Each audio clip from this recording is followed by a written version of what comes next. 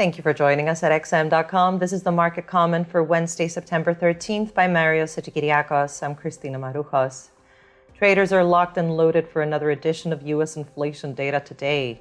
Markets have concluded that the Fed won't raise rates next week, and this report is unlikely to change this notion, but could shape expectations around the November meeting.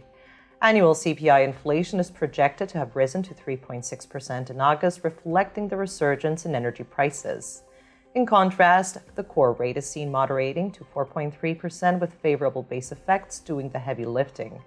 As for any surprises, the risks seem tilted towards a slightly hotter than anticipated inflation report, judging by the ISM business surveys and the Cleveland Fed Nowcast model.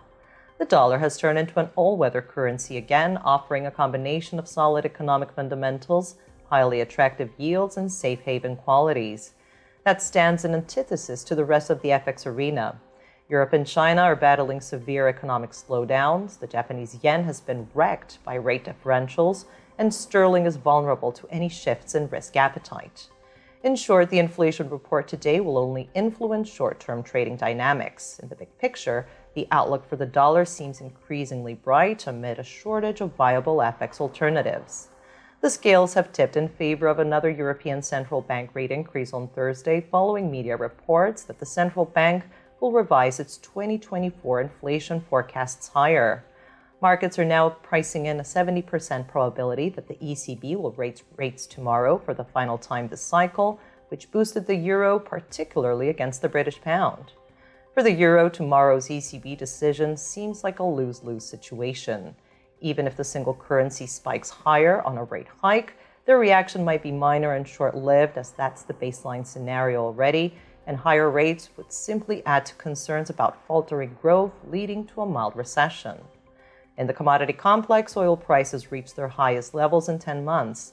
The heavy production cuts from OPEC Plus have evidently overpowered fears of softer demand from China, with the supply-demand imbalance lifting crude prices even in a trading session marked by risk aversion. On Wall Street, the tech sector led equity markets lower on Tuesday, erasing the gains from Monday to settle flat on the week ahead of the CPI release. Investors were not impressed by Apple's new product unveiling, as the company did not raise iPhone prices this cycle, in a sign that pricing power is dwindling amid strained consumer budgets and resurfacing competition from Huawei. Thank you for watching today's market comment here at XM.com.